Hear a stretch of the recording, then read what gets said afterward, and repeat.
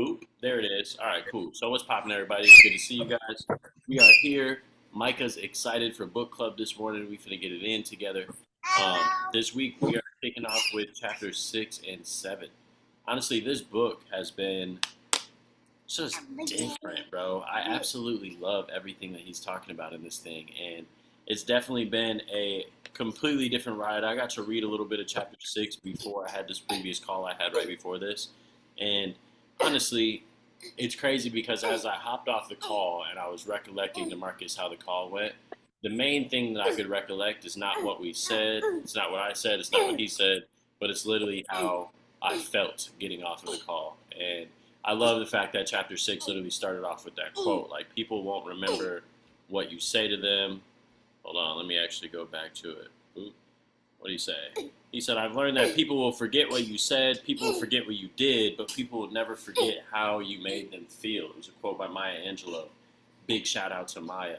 So, truly, I've been loving this book. Honestly, I definitely didn't think that it was going to be like this. I thought this book was going to be about something completely different so far, and the lessons that I've gained have definitely been something serious. So I'd just be excited to hop on here every single Saturday and hear everybody's take on the reading each week because we get into some great conversations. So with that being said, would anybody love to kick us off this morning?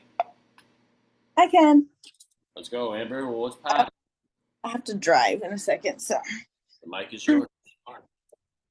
All right, give me one sec to pull up to the book. So I was re-listening this morning.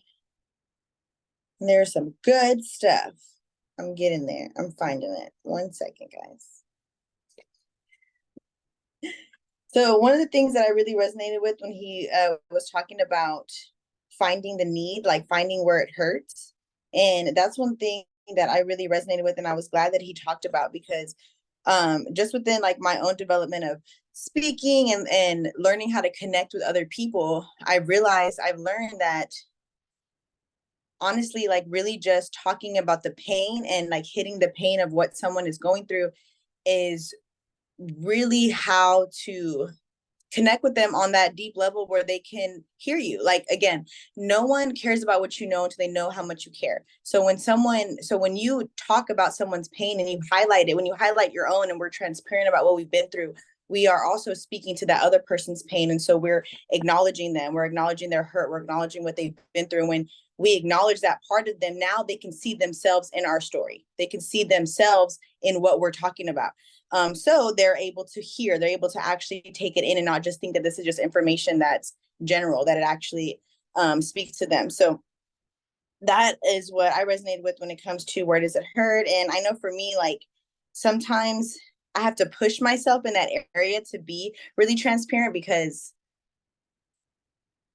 actually, no, I don't. I can get really deep really, really fast and talk to somebody like really fast about some like really deep stuff. So I've learned to be able to, I guess, just be more sensitive in my communication, and honestly, like really slow down when somebody is talking about their pain. Because for me, sometimes there's a point where I want to like, I feel like I know what they went through. So I'm like, okay, like let's like get over that. It's like tell you what to do. But that is not effective at all whatsoever. And what I realized is I don't know anything. I don't know anything about what somebody has been through. It could be similar to what I've experienced or similar to what I've heard, but I really understood like the power of listening. And someone could be talking about a particular area of pain in their life, but that could still be a surface level of pain. There could be something deeper to that that's actually the root of the cause. So that is what I got from this chapter. Really, really loved it. I'm going to popcorn someone else, Mr. Actually, not Mr.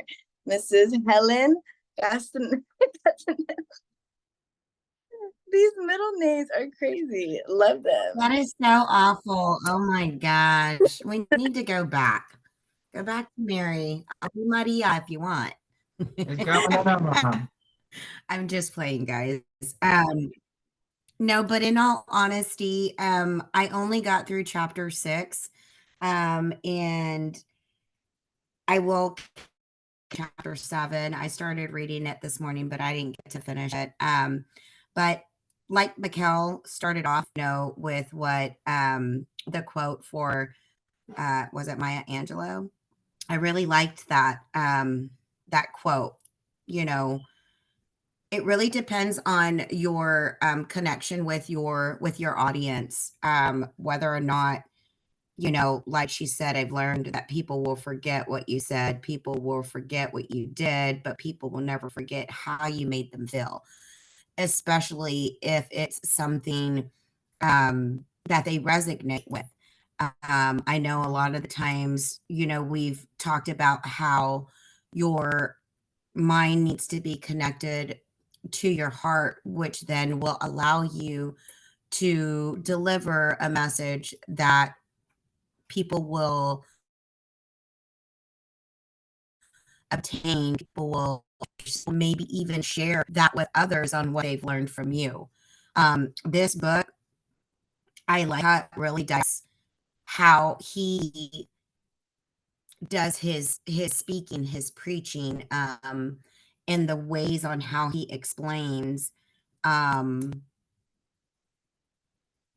how each part of his delivery means something, and what on here it stated that on the subject of finding, or let the need find you. um I had, actually not that one, I apologize. I'm still on the chapter 6 on where does it hurt. On page 171, I did like how he um, explained his wife's medical mystery. Like, she was in pain. There was no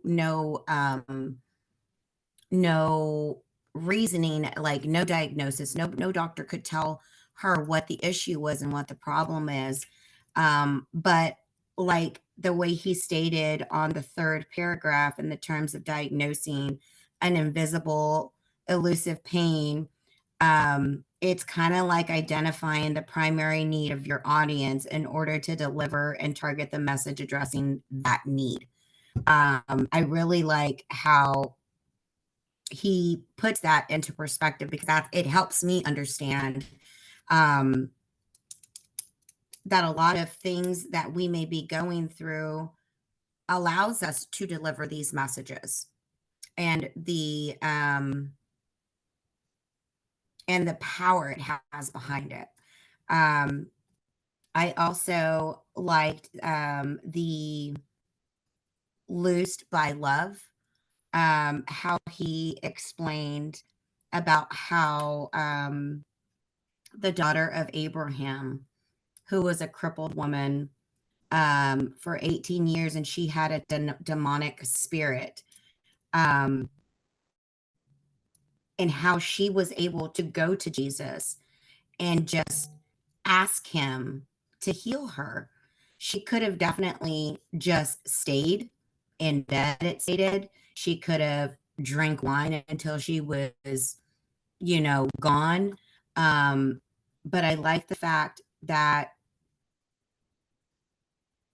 the healing instantly happened when Jesus placed his hands on her after speaking to the woman, and the woman just giving him praise, giving him thanks. And a lot of that you can kind of turn into um, just giving praise and thanks for you being able to be up there on that platform, you being able to deliver a message that somebody might need to hear, even though you might not think your story is valid or valuable. Everybody's valid and valuable. They're worthy. So I'm going to read chapter 7 and get caught up. But those three little parts. So actually, the part 3 on before chapters, I did read through that, and that right there is a promise of practice. A lot of the times they say practice makes perfect, and in reality, it really does. But we also still need work to work on ourselves to get better.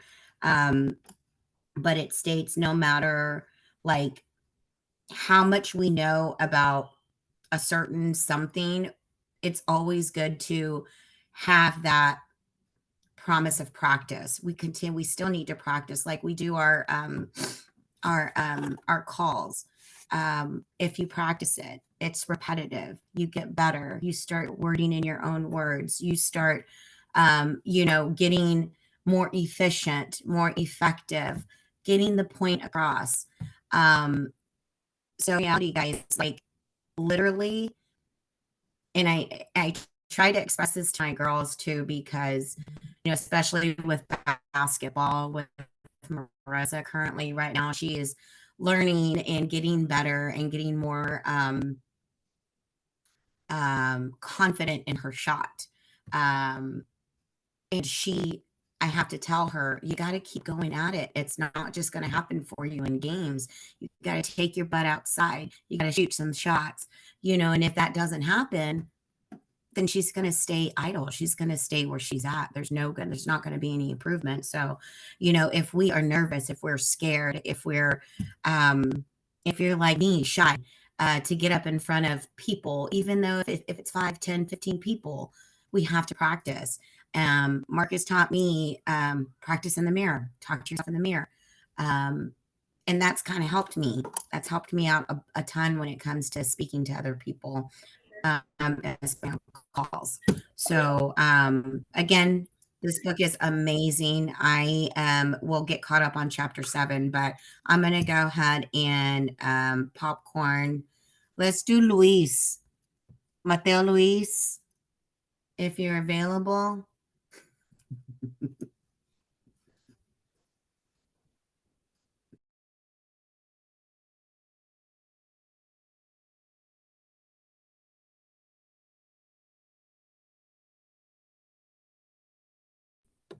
Sino?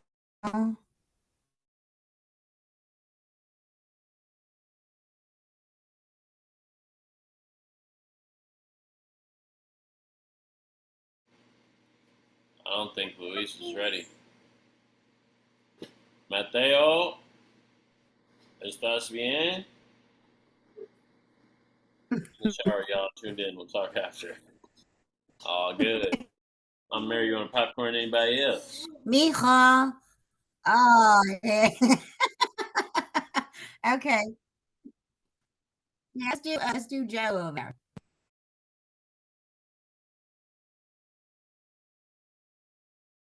Hey, did you say Joe? Sound like she said Joe. I'll take it. No, mama. I'll take it. Yeah, I was almost finished with chapter 7 as well, but what I took away from chapter 6 as well as the kind of part 3 intro there, kind of the same things that were already said, really finding the areas that will really touch your audience. Because I know for me, with speakers that I've listened to, the ones that I remember the most are the ones where like I got super jacked up and super excited, or like sitting there in the seat like almost crying, you know what I mean? And it's just shows the power of, finding those emotions of where you're going to best resonate with the set audience that you are speaking to. And that kind of goes back to, what we've talked about in previous chapters as well, is knowing who you're talking to.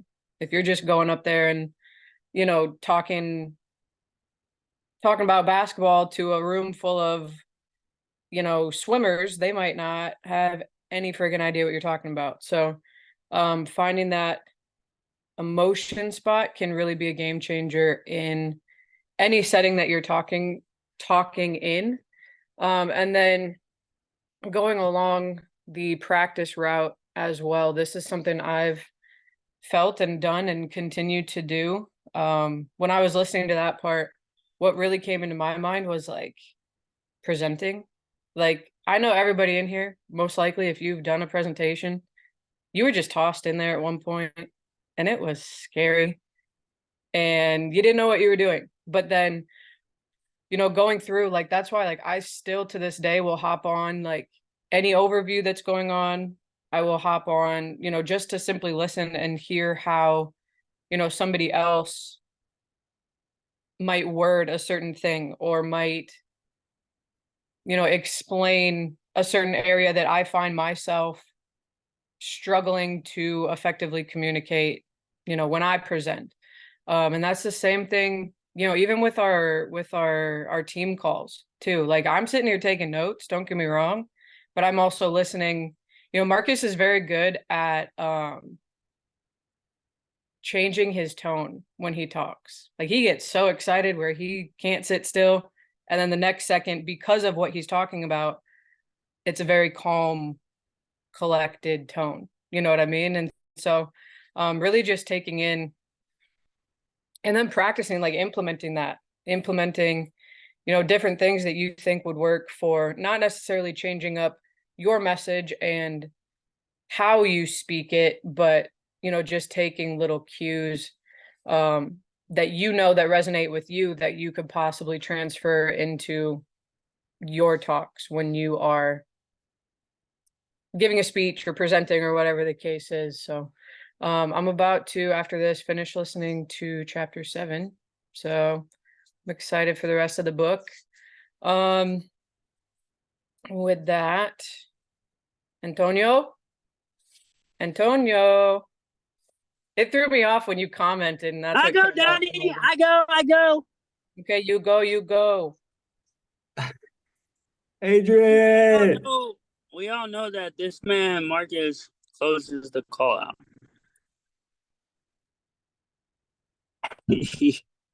I have not closed out in a minute. Whoa! I know it. I'm gonna get back to that. Well, if you what's wanted to poppin', go, y'all? then go. What are you doing? I'm going. Chill out. Hell, I just been geeking over this middle name that I see, Lavelle. But yeah, what's poppin'? Today, I don't know where chapter 7 is it part 3? The practice? Yeah, it was part 3 and then chapter 7. So technically there was like 2.5 chapters. Okay, because I could not find the chapter 7. But chapter 3 comes right after part 3, bro. Or excuse me, chapter 7 comes right after part 3. Part 3 was like 2 pages, 3 pages, not that long. okay, smooth. All right, I see it. But I didn't get to that. Let me touch on terminal and silent. Whoa! So this past, as I was reading, it really hit, especially in alignment, because this past Wednesday, or Tuesday, our pastor, young adult pastor, he hit on whenever doctor tells us, yo, you have this wrong or you need surgery ASAP, we act upon it because, like, we know, we move in urgency because we know, like, that's what needs to be done.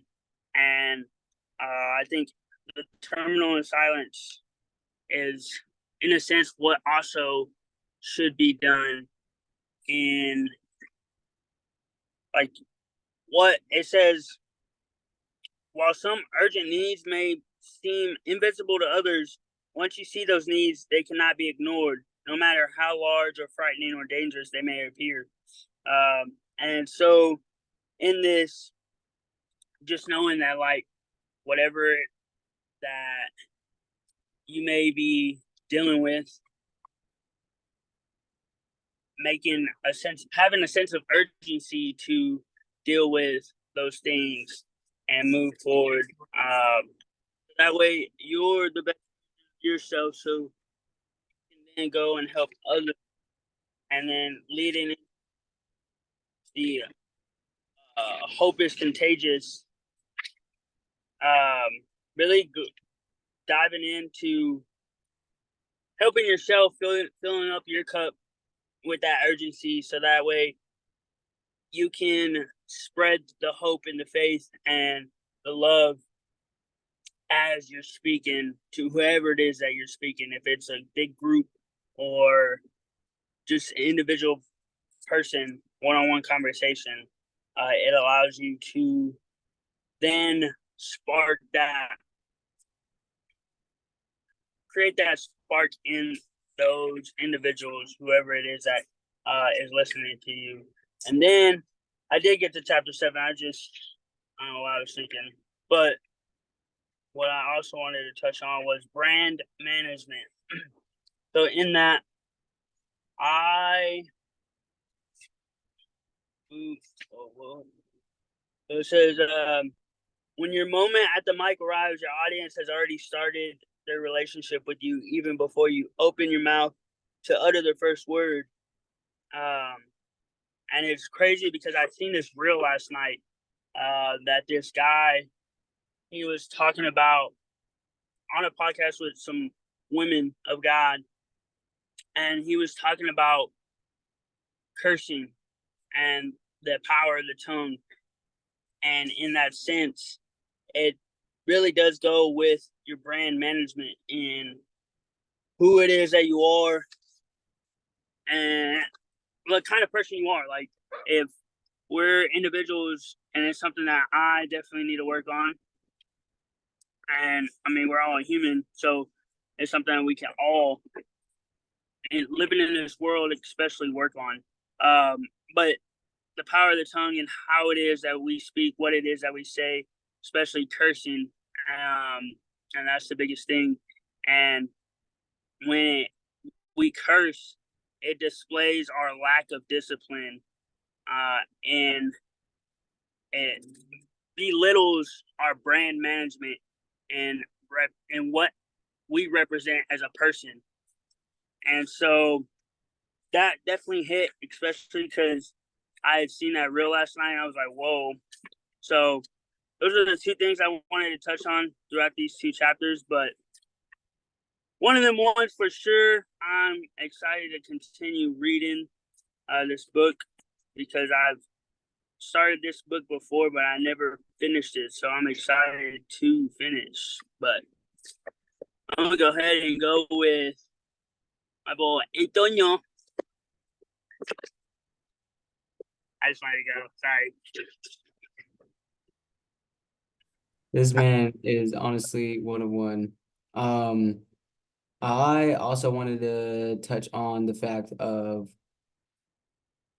one, the quote that Mikhail started the call with, essentially the fact that people really do not remember what you say. They really just remember how you make them feel. And as I look back on my journey, and like the biggest turn points in my life have really came when I was moved emotionally, mentally, spiritually, in a way that has always resounded and wanted me to create that for someone else. So what's really cool is, like, as I stay more intentional with communication with people, I realize that it's necessary for me to accept a calling that I could deliver that for someone else as well. Like, it's absolutely possible. So like, as you guys start understanding that concept, just know you can also give that to somebody. You know what I'm saying? You can be the reason why someone has hope. You can be the reason why somebody believes in a vision and in a dream and in their goals. I had a very, very impactful conversation with Stanley. This gentleman's 45 out in Minnesota. He just got started with squad not too long ago. And man, like, y'all, goal setting is probably one of the most amazing parts of what we've established here within our system at TGF, because not only do you have the ability with your words to guide someone's thoughts, to think bigger and to be specific and detailed, but you also have the ability to hear someone's vision, like them explain it and talk about it. And when you reside in it, it becomes real not only for them, but also for you. You know what I'm saying? Like, man, the way that he was talking about his dreams, the way he was talking about the manner in which he wants to get back to his home country, the way in which he was like genuinely excited to just learn and grow. Y'all, it just like fulfilled my entire cup. I ain't gonna cap. I was going in on a burger. I didn't plan on hopping on a goal setting call that evening, but I've always wanted to chop it up with him, and I thought I was gonna, after a busy day, like just digress and eat and watch a show. And like, there's nothing more fulfilling, y'all, than being able to communicate with somebody. And like, I could see it through his eyes that he cared more about how we were making him feel listening to him, and him like just sharing what it is he wanted. So as I was reading or rereading and recovering these chapters before we discussed on it, like that's what it made me think of. Like, yo, like we literally have been doing this so consistently.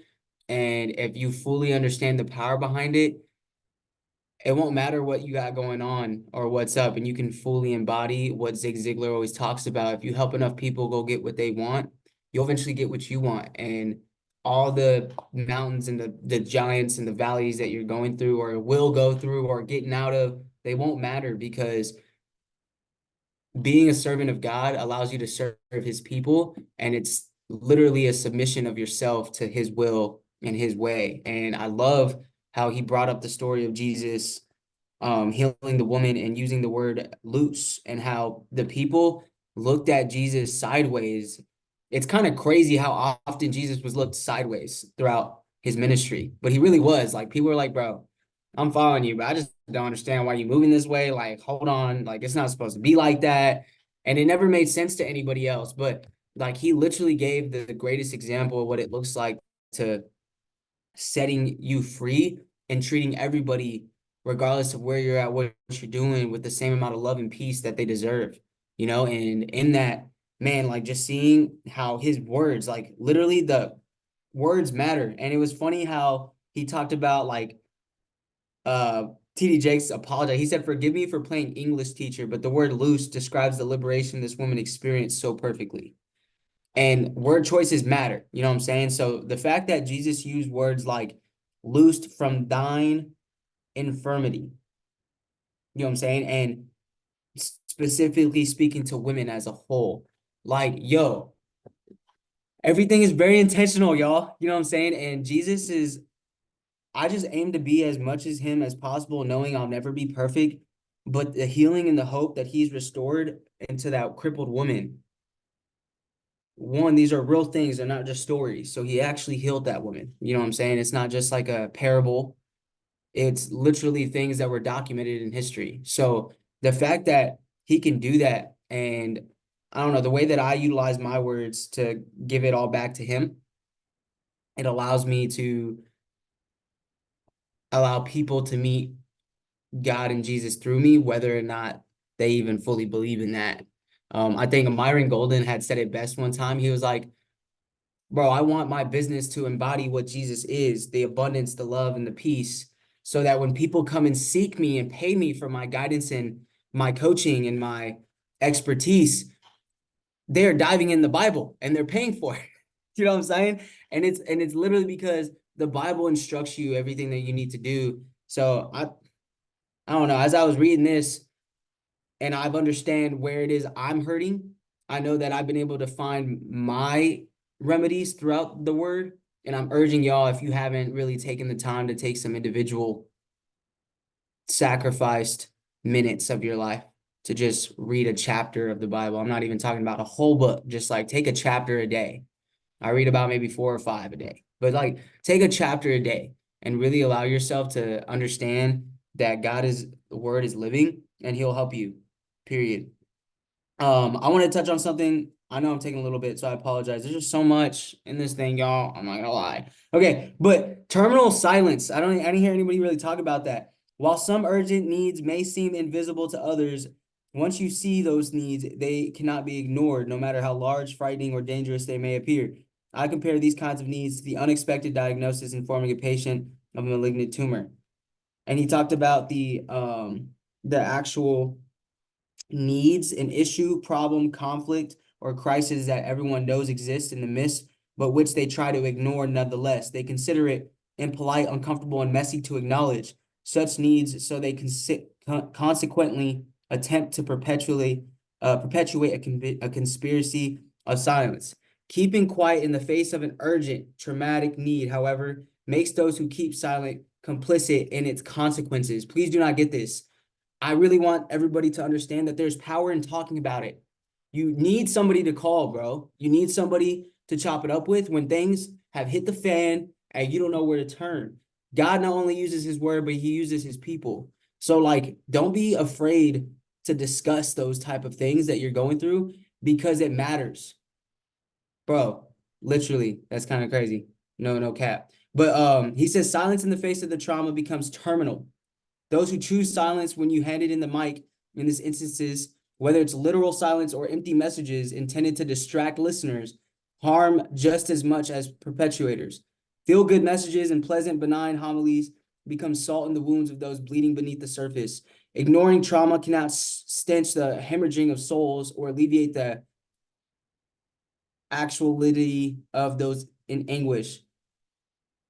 And he was literally just saying, be truthful about what it is you're communicating.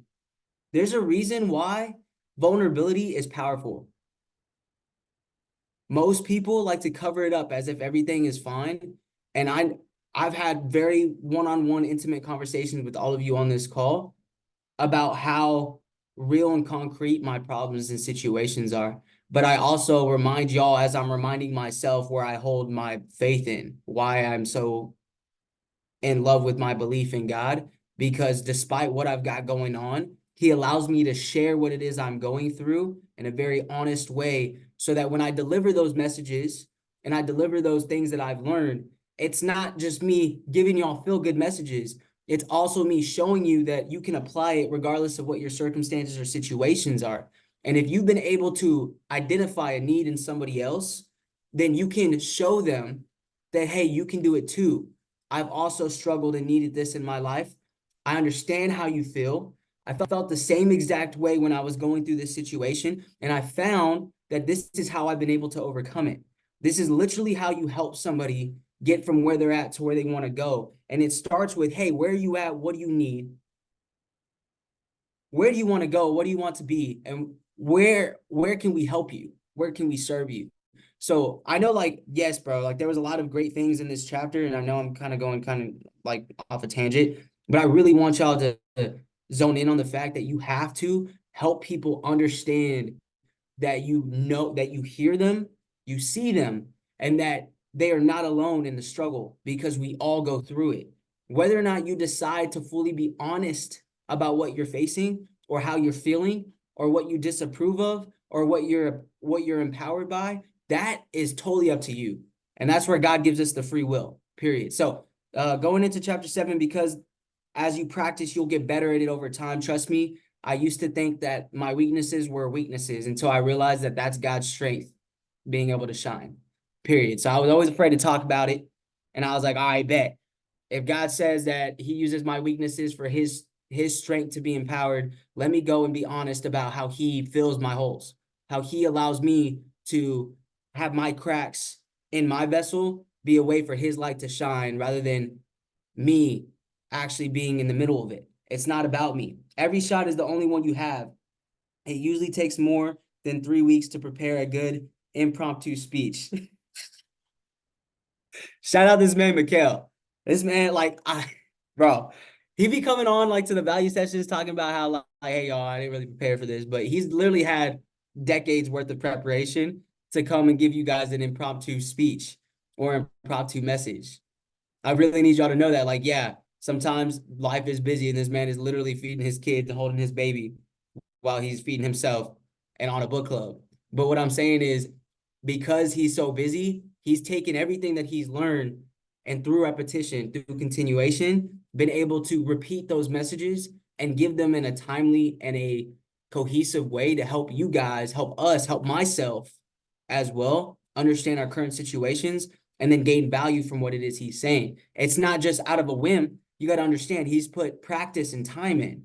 So if you want to get to that point where you know those lessons like the back of your hand, you've got to put the reps in, period. And I really loved what Donnie touched on, especially in terms of brand development, because you are your brand, man. Everything you do, everything you say, it matters. And I think the last thing I want to say is that that formula he gave, that passion plus practice equals performance. When the mic is in your hands, you want to give it everything you can. When it's in your hands, you want to give it everything you can. Notice how he said you want to do the best to your ability to give as much. No. He says you want to give it everything you can. Regardless of where you're at, what you're facing, if you allow yourself to be like Moses, where he instructed him to lead the Israelites out of Egypt and take the shepherd's hand, we must use what's in our hand as well. Like, y'all realize that when he instructed Moses to raise his rod, that's when the Red Sea split. I think the biggest thing is we look for God to do a miracle in our lives, not recognizing that he's giving us and already gave us the resources and the things we need to go and actually do it. And that's when he'll move in your behalf. I know Mikkel and I, like, we talk about the unlimited event a lot, and I've had a lot of amazing conversations with a lot of people who have been impacted by it or had an amazing revelation from it. Was talking with Tay about it, been able to talk with Amber about it, talked with Kayla about it, talked with my guy Josh about it, my brother, my mom. Like, what I really want y'all to know is Mikkel and I have understood events for the longest period of time. And when we asked God to help us throw something that would elevate the experience and the lifestyle for our people through streaming online, through providing an environment where you guys can listen and take yourself out of what you're used to, and then experience what abundance is, even in your hometown, or having people come together and get in rooms where your mindsets are elevated. We had to move, whether or not we knew how the Red Sea was going to split, but he asked us to raise our rod and in a sense, pick up your phone and call people. Figure out what it is you can. You don't have to have it all together to go and carry out God's vision or word for you. You just have to be willing to move. And in that process, having faith that it'll work out, and then it will, and it'll probably be 10 times better than you ever expected. And honestly, as I think, what's up, Theo? What's popping? I don't know if you can hear me. What's up, Theo? It's good to see you, Uncle Pete. Theo! Puerto Rico! Rico! Anyways, y'all, that's my uncle. But truly, y'all, I just want y'all to understand that if you have the passion, it's a part of the puzzle. You've got to put in the steps, you got to work, and you got to actually trust in God the way that Moses did, trust in God the way that David did, trust in God the way that he's described it all throughout the book, and know that if you build it, they will come. If you have faith in it, it'll work. And it'll happen. And then, as my pastor talked about today, don't be surprised when it does. Like, me and Mikkel were looking at everybody in the room on Saturday, looking at the entire space, and we weren't surprised. I was in awe and gratitude. My guy Mikkel was in tears in gratitude. And we were like, yo, God is amazing. And man, I just love the power of what it is that this book is, because yes, it speaks about communication, but communication only happens through words. And all I know is God is the word. At the beginning, that's all there was. He's the beginning and he's the end. He's the Alpha and the Omega. And because he's the word and it's living, then you have power in your tongue to go and give life to somebody else. You just have to believe that and then work on it and continuously do it. And you do that, y'all, watch us go and impact the entire planet. I really do believe we're right on path to do so. Shout out Kjo for that bubbler. I know that's good. Is that a bubbler? Oh, damn, never mind. Anyways, it's like a Celsius, but Yeah, I got put onto this bubbler thing and it's fire. But I'm sorry. No, I'm not sorry. I'm not gonna apologize for bringing y'all some value. I told shout out DMM. But I know I ran off a little bit. I just really wanted y'all to understand that y'all don't remain silent. Speak up when things are going well. Speak up when things are difficult, and talk about and focus on what it is that's going to get you through. And then have the passion, have the practice, and walk in the way that God does, and watch us go and bring people through where they're at to where they want to go, because we used our words to help them do that. So anyways, I'll shut up now. I love y'all. Oh, let's go. I really want to kind of annoy her, but Lavelle, she in the shower. All right, never mind. Wilson, you got the floor, bro.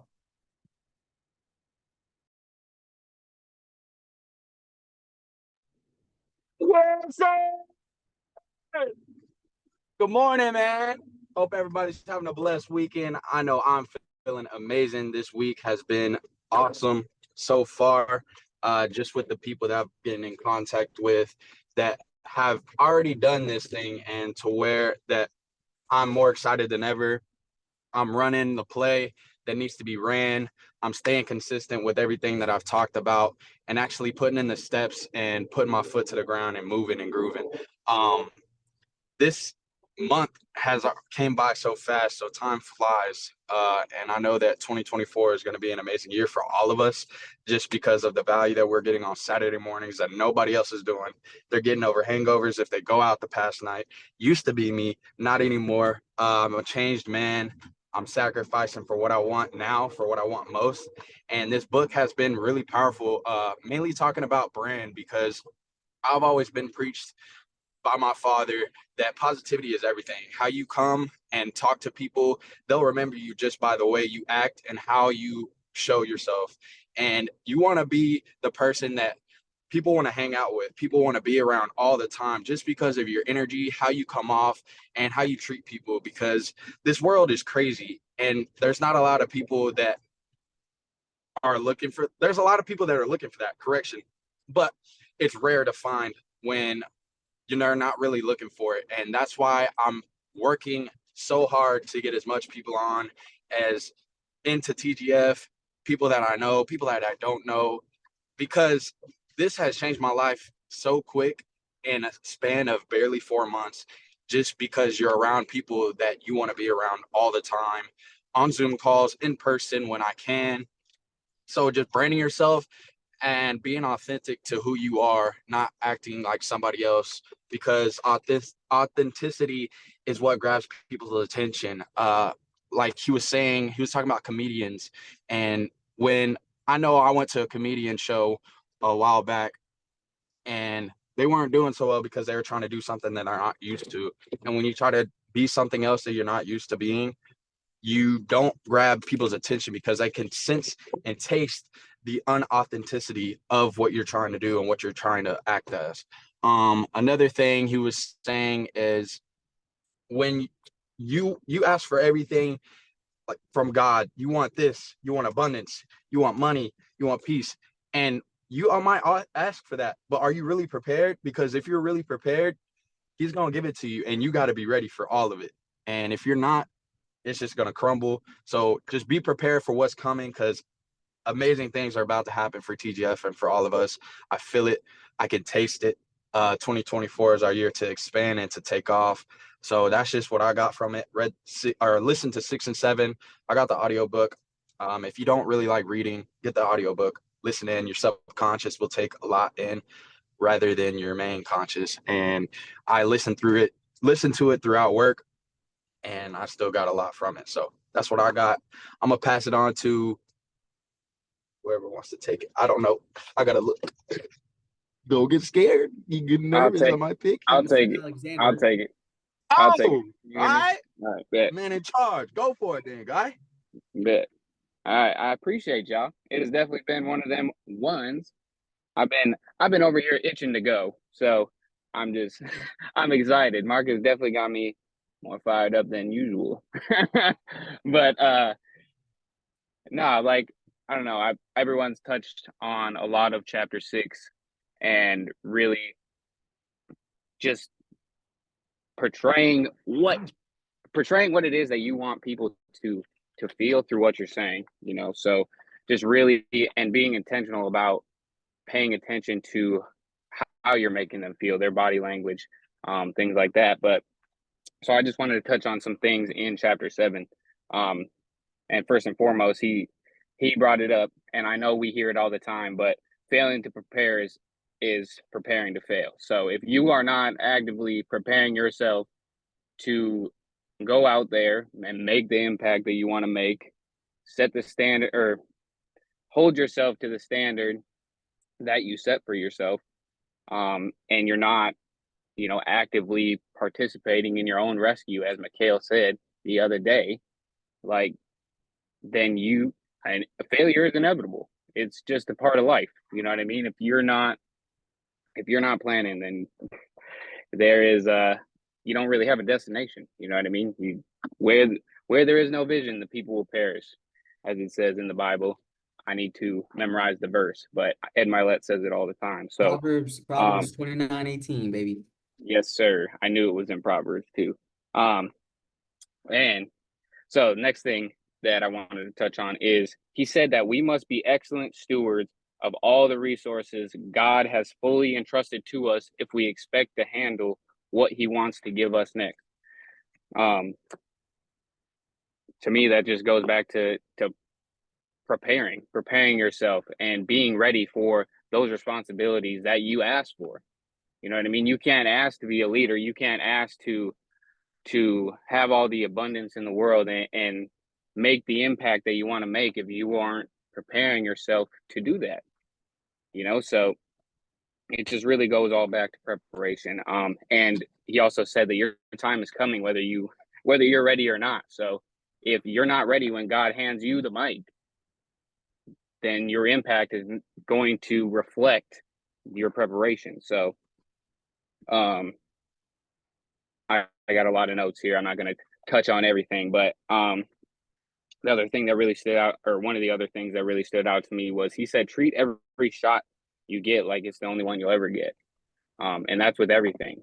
Just treat, you know, when you go to, if you go to the gym, you know what I mean? You're working out, treat it like the last workout that you're ever going to get. Go all out, go put your all into everything. Just like Marcus said as well. So, and I don't know, one of the other things that really stood out to me too is when you are speaking to other people, when you are, you know, talking to people about what you do, about God, about anything, if you get bored with your own message, so is the person that you're talking to, so is the audience. You know, you're not going to have the desired impact if you're not excited about what you're talking about. That's just how it's going to be. So, the last thing I'll say to you guys is, you know, don't leave the margin for error. You know, prepare, make yourself ready. We all have the same 24 hours in a day. Why do you think more people who are successful have the success that they have? Because they prepared more than the people who don't have it. And, you know, I just want to end it with this quote. He said, there are always three speeches for everyone, or there are always three speeches for everyone you actually give. So the one you practiced, the one you gave, and the one you wish you gave. And that's a quote by Dale Carnegie. So, I mean, we're all, you know, you don't want to have that. For me personally, I don't want to have that regret of, you know, going and talking to somebody that I really want to impact, or, you know, talking to a group of people that I want to impact, and not, you know, leaving it all on the table and making the impact that I want to make. Because at the end of the day, that's really what it's all about for me. I could care less about the money. I could care less about the material things in this world, and I used to care a lot about them. So honestly, that used to be everything for me until I found God. So really just go out there. I encourage everybody today to really go out there, prepare yourself first and foremost, and go do the damn thing. You know, excuse my language, but you can prepare all you want, but if you don't follow it up with action, then all that preparation was for nothing. So I appreciate y'all. I know I went a little long as well, so I don't know who hasn't gone You yet. snap, boy, you snap. Son, I appreciate you, my guy. I don't know who hasn't gone yet. Mr. Steele, Mrs. Steele. Oh, well then, Devon, take it away, my guy. My wifey is still in the shower. She's kicking it today. I had to change my name because Kelsey was like, yo, you're messing up the vibes. So I had to become Devon Steele 2.0 out here. Saying, what's going on? You guys stop fighting all the time? Who wants to get up? Micah. She's going to say Micah does. But, yeah, y'all, with 2 kids, they be fighting over your boy because we're special. But good morning, Mikey. Okay. Since you can't share your dad, nobody gets your dad. You can sit next to me, not on me, okay? Mikey, come here. You want to sit next to me too? Come here. Since we can't share things. You want to sit on the floor? All right. Yeah. So my apologies, y'all. It's a lot going on. But with that being said, I have loved everybody's outlook on these 2 chapters. They definitely are fire. No lie. Everybody been dropping bars today. And the energy on this call is truly just one of them ones. Like, this is going to be one of them recordings that, man, if they don't watch it, they missed out. Truly.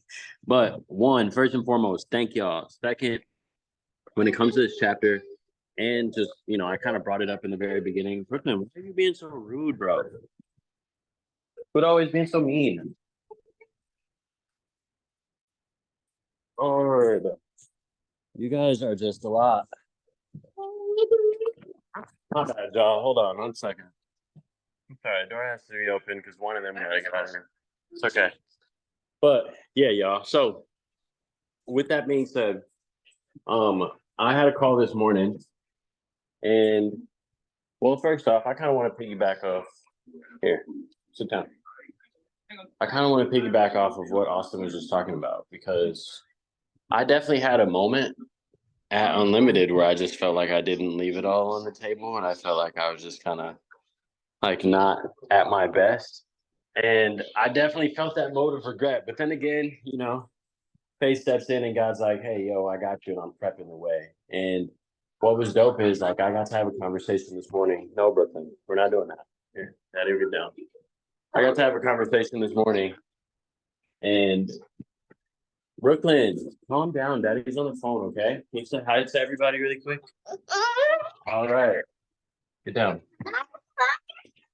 All right. So,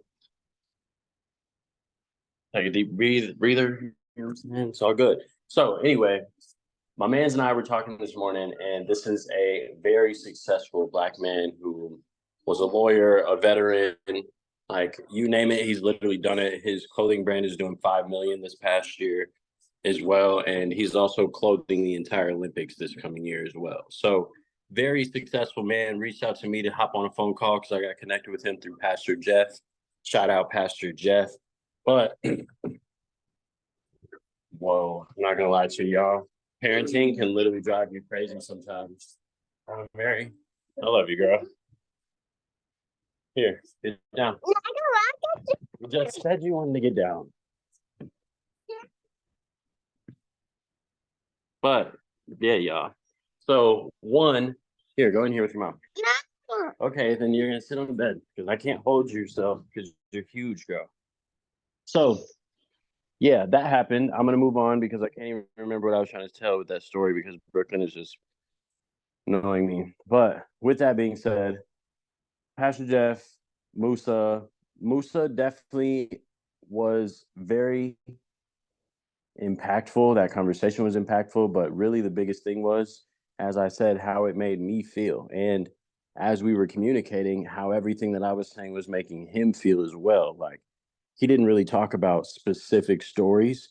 As we recapped, he was like, man, everything you said brought up so many different points, and it just really showed me that you have grit. And it's just like, when you are really communicating with somebody, if you can really get in tune with what the need is on what they look like. The need for us, we were both just looking for a friend at the end of the day. You know what I'm saying? We literally connected to just connect.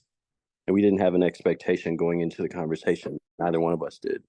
And so meeting that need, the need to connect was like, hey, I'm not really trying to be friends with nobody who ain't got no grit or resiliency or can't like go through a storm in life and actually get up and not just like get knocked down and give up, but like really press forward. Like I'm really looking to surround myself with 1%ers, not 2%ers, not 98%ers, but 1%ers. There's a difference. And so in that, we just really got to connect on that level. And it was dope. And coming out of that conversation, and then even just reading into chapter 6, it's like, yo, that is exactly how I felt. But what I really wanted to spend some time on is chapter 7, because it was the bulk of our conversation, honestly. And we talked a lot about preparation, because in this season, where currently I am in my life right now and where we all are with our businesses as well, it's like I feel that we've definitely been in a season of preparation. Like the last 2 years, I've been prepping for what we got going on like right now. It's wild. We all been literally doing the work, establishing the systems, establishing the calendars, establishing the work ethic, going through the storms, bouncing back from the storms, understanding how to react, going through people, understanding who to do business with, who not to do business with, how to do business, how not to do business, understanding contracts, understanding all these other things. And in this process of buttoning up everything, like we've been prepared for the season that we're in right here, right now. And in the midst of that, in the midst of preparation, it, one, just kind of looks scary. Two, it's very uncertain. But as he talked about before, like preparation and then God's timing meet, it's like magic happens. And that's where we're at in momentum with our business right now. Magic is starting to happen. It's kind of crazy. Like, and things are starting to compound, and I'm seeing the compound effect. And I'm watching as things are about to get bigger and bigger and bigger and bigger and bigger. And as we go into that season, I know for a fact that like I'm not surprised at all. I was expecting, and it's because we were preparing. Like even for the presentation that we all just did with Joey and Richard, and how Richard just hopped on the big shot call, we were in prep mode for the last 365, building out our foundation while everybody else didn't really understand while we were preparing. They didn't understand what we were preparing, but when it came timing, oh, it's fully and completely understood at its core. And that way, momentum can happen because there's clarity. As we talked about a while ago, clarity is power. And we've been building the clarity in preparation. We've been building the foundation in preparation to really get here. And then it was dope to literally just read this as he was talking about waiting in the wings. And he said that you never know when an opportunity will become a threshold of destiny. And it was big for me because you just never know. Like I had no idea the type of life that we're going to be living today, and what we've been able to create today is literally the dream that I had a decade ago that I wrote down in that notebook as I read with those of us that were on the IBO call this past Tuesday. Like literal dreams that I wrote down in there. And I'm living them today because of an opportunity to me call a friend and then to get started and then to actually dig into a skill set, get really good at that skill set, establish a story with that skill set, become profitable with that skill set, then use that skill set to actually help build our entire platform while keeping our foundation intact and really just realizing what we have. All of that prepared us for this season to be able to hop on with 7, 8, 9-figure entrepreneurs, like hella of them, for them to be signing contracts with us, for them to be doing business with us, for them to be setting up campaigns with us, for us to be setting up tours, for us to be setting up everything. And as I talked about at Unlimited, like it's really just time to walk in it and not miss that shot. Literally, because we've been preparing and timing is here. So now we gotta walk in it. You know what I'm saying? Or else we're gonna fumble the bag, and I'm not fumbling the bag no more, being out here crying in tears because I'm so excited and grateful. Like this time we're just gonna step in it, we're gonna check our emotions at the door, and we're gonna move through. And so I'm just excited, man, honestly, just where we are in our life, because I've been feeling like I've been waiting in the wings for the last like 4 years, and it's kind of been crazy. And now I can truly see what the next 365 days look like.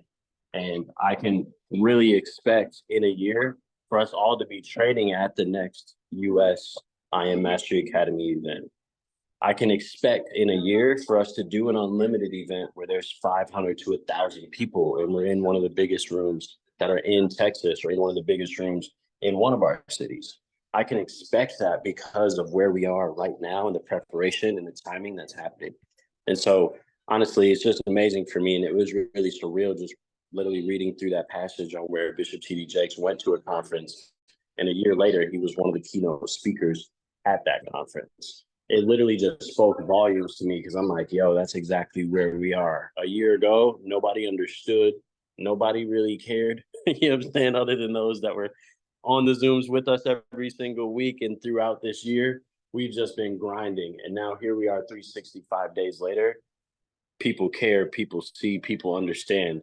What happens in the next 365 is exponential growth. And so I'm excited for everybody because a rising tide rises all ships. And if y'all can't feel it, the energy has been increasingly different around here since the beginning of 2024. So exactly, if they don't get it, they definitely respect it, period. And so from there, man, I got told by one of my mentors, like, man, what y'all are doing is creative. And I had no idea how I fit in. Like, I didn't get it for the longest time. And now I'm seeing how everybody is excited. And I have this rule of thumb: if the people are excited about it, whether I get it or not, it definitely works, period. And so let's work it and I'll learn it. And to hear that from my mentor about what we've been able to build was honestly something that my soul needed. You know what I'm saying? Like, I got off of that call like, wow, like, thank you, God, for letting them finally understand.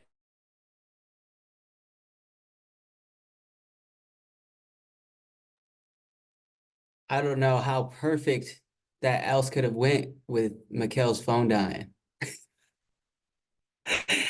Wow, on brand, truly. Man, he brought so much truth. Look. Yep. Austin, it's in my backpack. Okay, Alexander, my fault, bro. You know what I'm saying?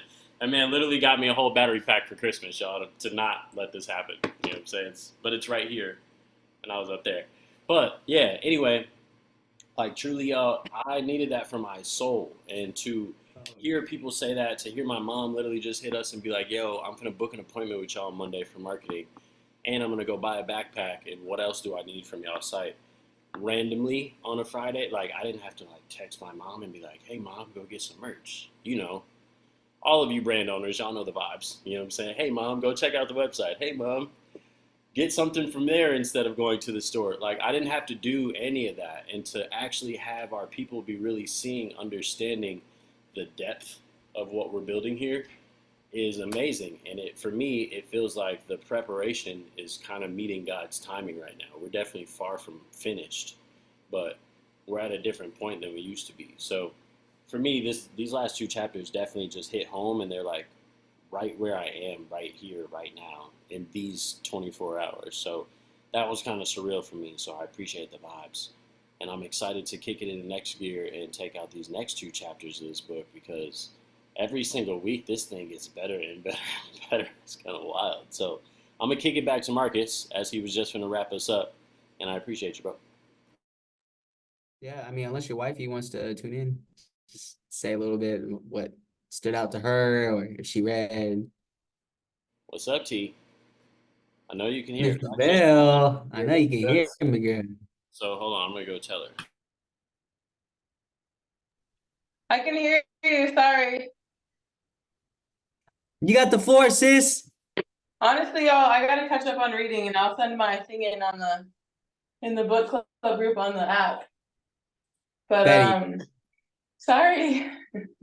But I do want to say one thing that it doesn't have anything to do with the book, but from Richard Usha's call the other day, he was talking about like cold showers and stuff, and I just turned my shower to the cold when I was done for like 30 seconds, and I would cook like 30 seconds just to get in the water, first of all. But once I did it, I was like, this is wild. Like, you feel happy in a weird way. So I urge y'all to do it. It's not really a cold plunge, but it's something. Yeah, anyways, I'll send my feedback in for the book later today. Let's go. Love y'all. Love you too, girl. That's Liddy. She said, I'm about that action. I don't just top out it. You know what I'm saying? Outside. But everybody, yeah, honestly, the cold showers be different. Y'all hold me accountable because I really suck at taking them. I just love me hot showers, bro. I need a cold plunge. I'm gonna do it though. Kelsey, you know the vibes. You gonna check on me. She be keeping me on my toes. But anyways, appreciate everyone hopping on. It was fire. I'm gonna get after Luis because he hopped off here after saying he was gonna hop on. Mom, you better hit his line too. Better let them know. You better let him know, Mom. I know he's your baby. You better Stay let over him there. know. I'm just Let kidding. him Matt, you got know. this money, bro. We love you, bro. We love you, man. Hey, y'all know the vibes. So next week's gonna be chapter 8 and 9. I know this is a very thick book, you know what I'm saying? And there's a lot to unpack. And I was attempting to stay on pace so that like we could get through a book a month, but I don't want us to like just rush this or leave people in the dust because we're just trying to finish it. So we're gonna read chapters 8 and 9 next week, or discuss chapters 8 and 9. And yeah, if y'all want to throw anything into the book club discussion, feel free, feel more than welcome. And again, like this call is open to anybody. I know anytime I've chopped it up with anyone about books, or they have hopped on the gram talking about a specific book that they like, I've always referenced that we've gotten a community and that we have a book club that brings an amazing discussion every Saturday, and that they're more than welcome to join. So y'all, I urge y'all to do the same. Y'all have a great rest of y'all Saturday. Thank y'all for the value. Thank y'all for being you, and we'll see you at the top because the bottom's way too crowded. Much love, y'all. Peace. Bye, Mikhail, love you, y'all. Mikhail, you gonna have to run downstairs and end your recording, bro. He's I love going you, man. now. He's All going right, bet. now.